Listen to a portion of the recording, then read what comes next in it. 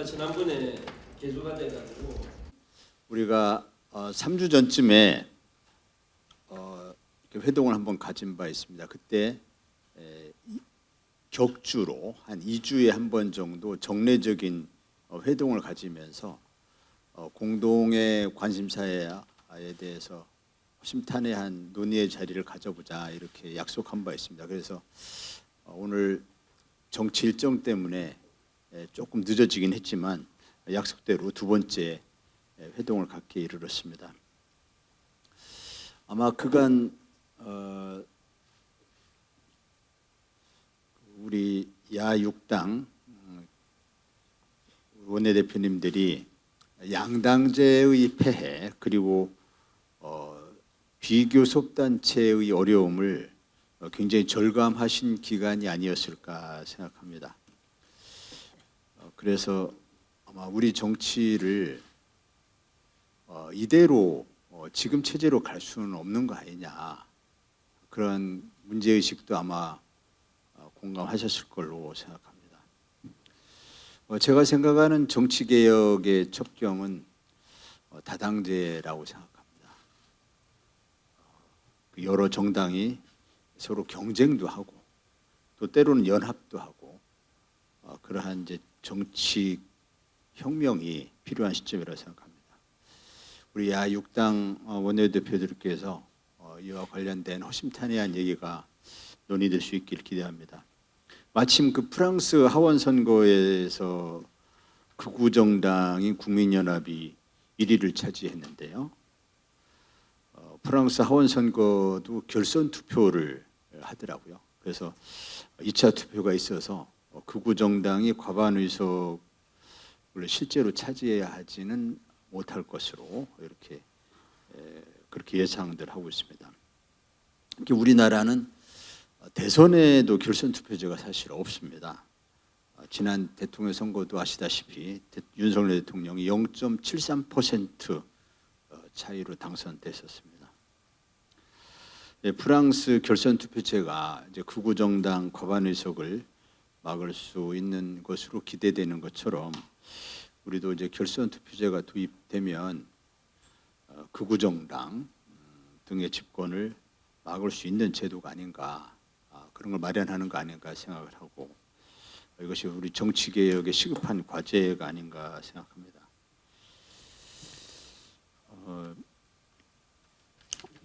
그 다당제가 정착되기 위해서는 또 하나 논의되어야 될 것이 바로 그 교섭단체 요건 완화일 겁니다. 교섭단체 요건은 현재 20석으로 되어 있는데 이것이 유신의 잔재이다, 이런 지적들이 많이 있습니다. 우리나라처럼 교섭단체 요건이 이렇게 20석이나 되는 6.7%쯤 되는데 전체 의석수에 이렇게 요건이 엄격한 나라는 없는 걸로 알고 있습니다. 가장 엄격한 나라가 아마 독일인데 독일이 5%, 전체 의석이 5%. 우리나라 의석수로 이렇게 환산해 보면은 15석이죠. 그 정도가 가장 엄격한 요건인데 우리나라의 교섭단체 요건이 유신의 잔재이고 그간 여러 차례에 걸쳐서 많은 의원들이 교섭단체 요건 완화에 대한 입법 발의를 해왔었습니다. 갑작스러운 얘기가 아니고요. 또 지난 총선 과정에서도 책임 있는 정치인들 여러 명이 교섭단체 요건 완화를 언급하거나 약속한 바도 공약한 바도 있었습니다. 우리나라 정치 발전을 위해서 여러 가지 정치 개혁 과제들이 우리 앞에 놓여 있는데 그런 부분들 좀 논의될 수 있었으면 좋겠고, 지금 이제 비교섭단체로서 상임위 활동에도 여러 가지 제약이 많이 따릅니다. 어떤 의안이 상정되는지, 그 당에서 우리 6당에서 추진하려고 하는 핵심 법안들이 도대체 상정은 되는 건지, 이 상임위의 야 6당은 그 당의 대표 의원들을 사실상 보내는 거거든요. 그래서 여러 명의 의원들이 가 있는 거대 양당하고는 상황이 다릅니다. 그럼에도 불구하고 상임위의 중요한 의사결정에 야6당은 참여하지 못하고 있습니다. 이런 부분들이 우리 야6당을 국회로 보내준 유권자들이 기대할 때 좀 활발한 의정 활동하기를 기대할 텐데 이러한 제도적인 제약으로 인해서 활발한 의정 활동에 여러 제약이 따르고 있다는 그런 점을 아마 공감하셨기 때문에 그런 부분에 대한 법적 제도적 개선 대책이 좀 논의될 수 있었으면 좋겠습니다. 최혜병 특검법이 통과됐습니다. 국민의힘은 그토록 반대했음에도 불구하고 국민 여론을 돌리지 못했다는 것을 되돌아보시기를 바랍니다. 최혜병 특검법이 통과되자마자 대통령실은 거부권을 시사했습니다. 총선 민심을 계속 거부하고 있는 것입니다. 윤석열 대통령께 말씀드리겠습니다. 군주 민수의 뜻을 새기시기를 바랍니다. 최혜병 순직 일주기 이전에 특검법이 발효되어 유가족과 국민의 아픈 마음에 조금이나마 치유될 수 있도록 윤석열 대통령께서 결단을 해야 합니다. 22대 국회가 출발 전부터 어려움을 겪고 있습니다. 더불어민주당과 국민의힘이 국회 운영에 의견을 달리하면서 현재로서는 해결 방법이 없습니다. 제3의 교섭단체가 필요한 이유입니다. 교섭단체의 기준이 너무 높다는 지적이 꾸준히 있었습니다. 조금 전에 우리 황운하 대표께서도 그런 지적을 하셨고 빠른 대책이 필요하다는 말씀도 하셨습니다. 우원식 의장께서도 교섭단체의 요건을 완화해야 된다는 입장을 표명하기도 했습니다. 22대 국회는 어느 때보다 많은 정당들이 활동을 하고 있습니다. 거대 양당뿐만 아니라 다양한 입장이 국회에 반영되어서 현재와 같은 대치정국을 해결할 수 있도록 해야 할 것입니다. 교섭단체 구성 요건을 완화하는 데 있어서 더불어민주당과 국힘이 동참해 주실 것을 당부드리겠습니다. 그리고 국회에 들어온 모든 정당이 국민께 자신이 대변할 수 있는 목소리를 알 수 있도록 교섭단체 대표 연설도 모든 정당들이 할 수 있어야 합니다. 22대 국회에서 활동하고 있는 정당은 독자적인 정체성이 있고 대변하고자 하는 개혁개청도 다양하지 않습니까? 국민의 다양한 목소리가 국회에 수립되어서 용화될 수 있도록 비교섭단체 대표 연설을 확대할 것을 촉구합니다. 우선 저는 조국혁신당에 굉장히 감사와 또 높은 평가의 말씀을 드리고 싶은 지점이 있습니다.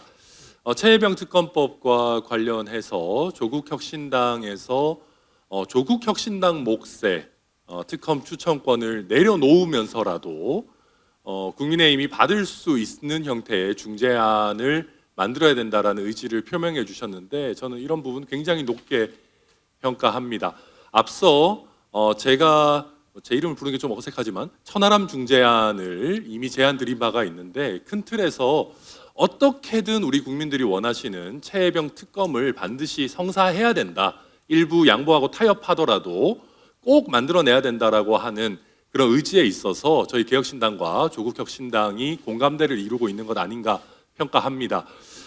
조국혁신당 어떤 의미에서는 표현이 좀 그렇지만 조금 매운맛 야당 같은 느낌을 저는 받을 때들이 있었는데 우리 조국혁신당에서 먼저 이렇게 선제적으로 타협안을 내놓은 부분 굉장히 높게 평가하고 민주당에서도 이러한 조국혁신당과 개혁신당의 어떤 목소리 타협과 양보의 필요성에 대해서 보다 더 심도 깊은 논의를 해주시기를 이 자리를 빌어서 부탁드립니다.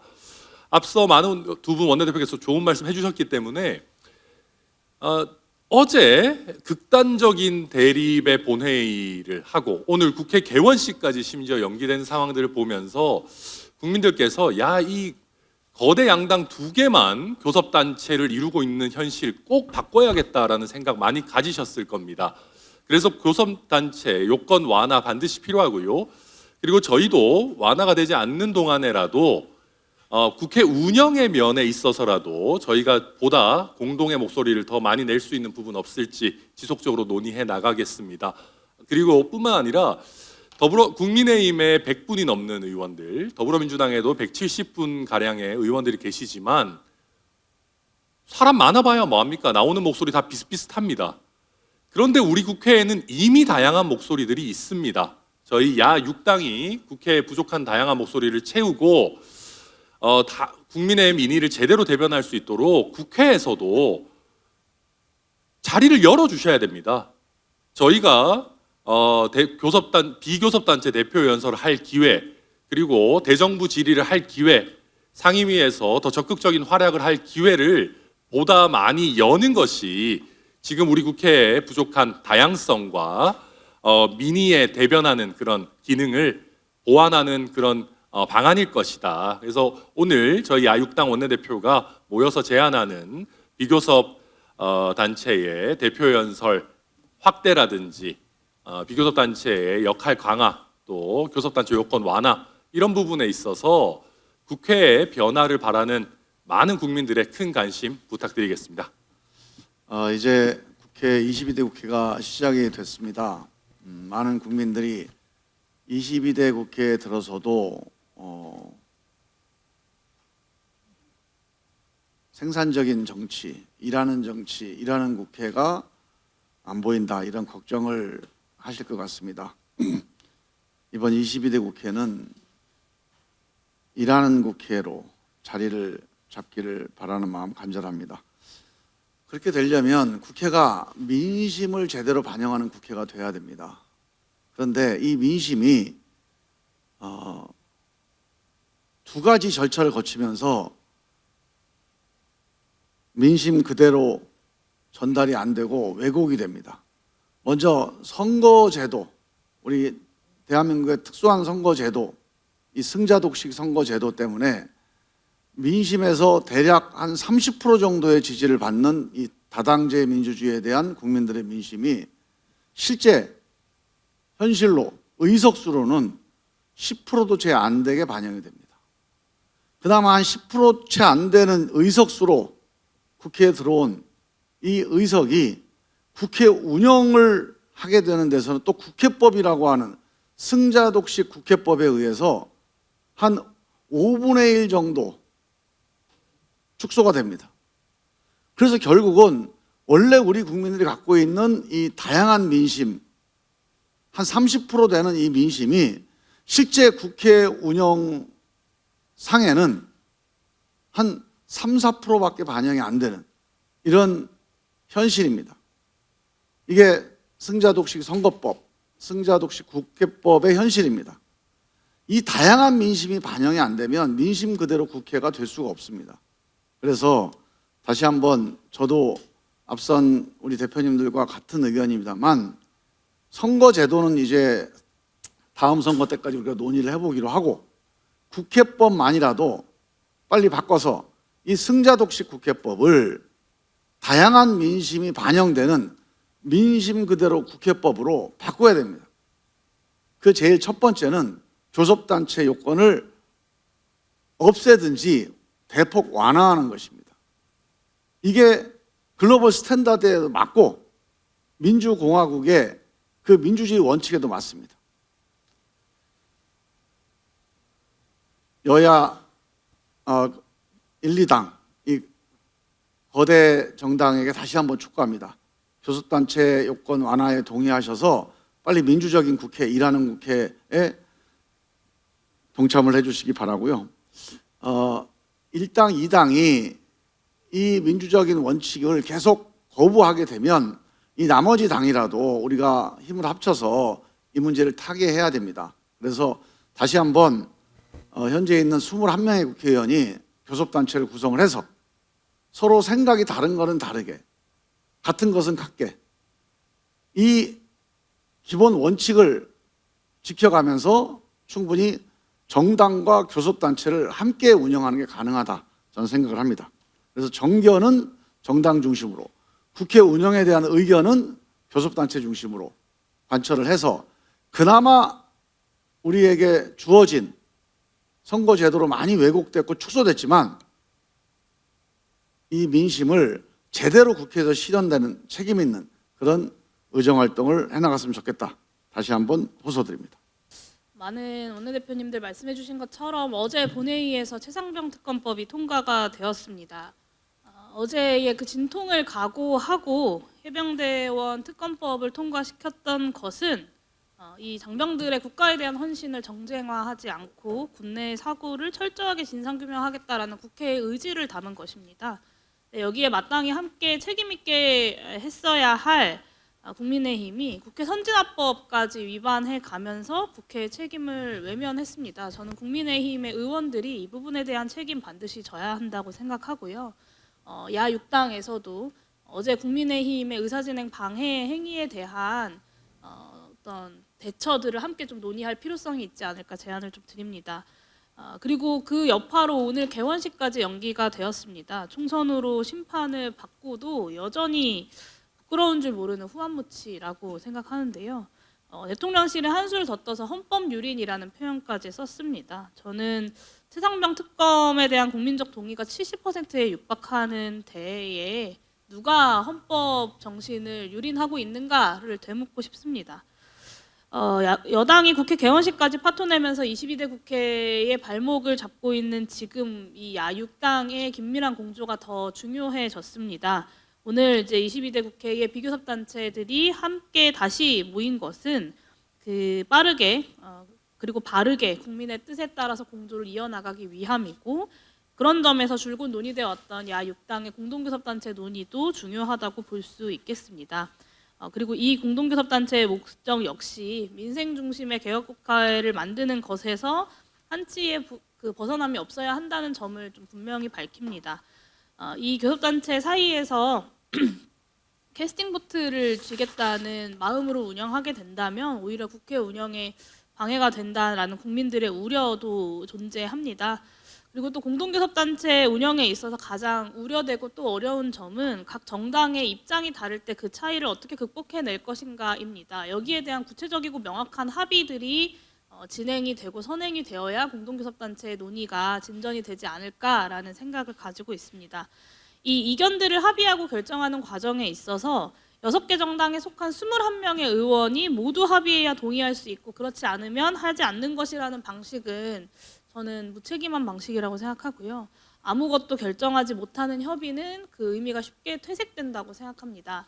6개 정당이 책임 있게 공동교섭단체를 구성하게 된다면 이 6개 정당 간의 논의의 구조를 어떻게 짤 것인가를 논의해야 될 때라고 생각합니다. 오늘 모임 이후에 그런 논의들이 진행될 수 있기를 바라고요. 마지막으로 탄핵소추안 즉각 발의 국민동의 청원 요구가 2주도 안 돼서 100만 명을 넘어섰습니다. 총선으로 보여준 국민들의 민심이 오늘 같은 윤석열 대통령과 국민의힘의 자기 방탄 그리고 자기 보신에 대한 응당하고 철저한 심판이었습니다. 우리 야6당이 최상병 특검법 통과를 위해서 긴밀하게 협력해 왔던 것처럼 이 탄핵소추안 발의 국민동의 청원이라는 국민적 분노 앞에서도 응답하기 위해서 최선의 노력과 협력을 다해야 될 것입니다. 그리고 오늘 이 야6당 원내대표 모임이 당리당략을 떠나서 중요한 국회 운영에 관해서 진솔하게 상호 간의 중지를 모아가는 그런 자리가 되기를 바랍니다. 이어지는 회의에서도 다른 의원님들의 말씀 깊이 경청하겠습니다. 이상입니다.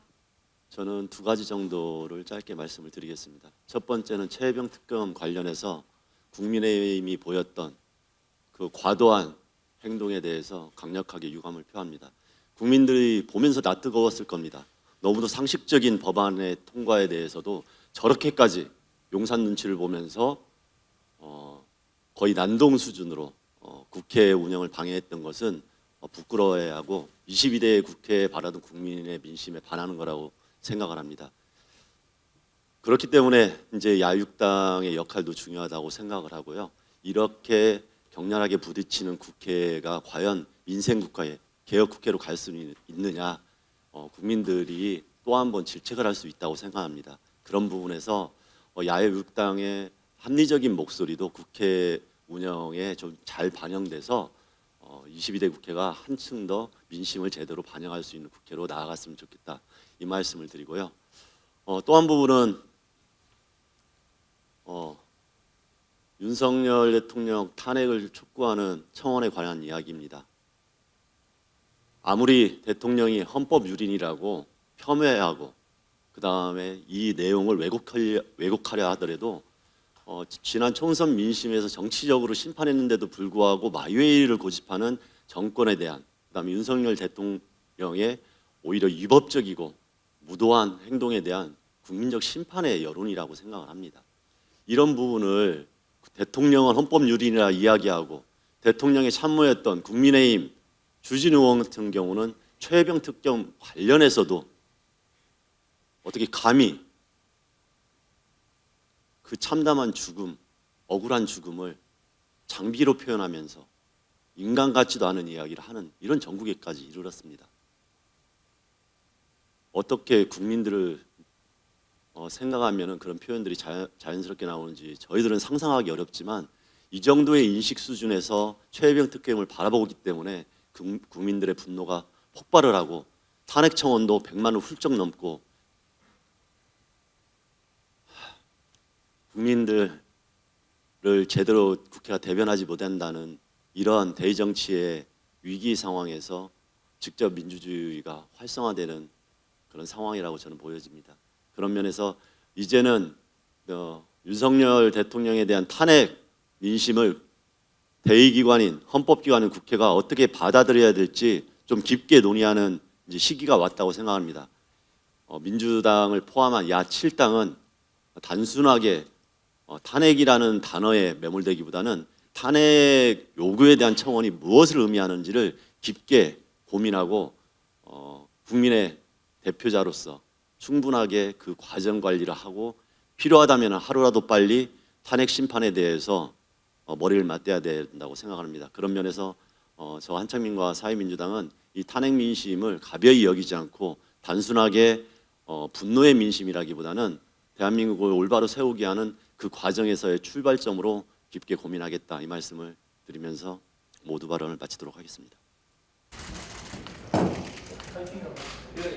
손을 잡고 파이팅 합시다. 자, 야육당 파이팅 합시다. 자, 야육당 파이팅!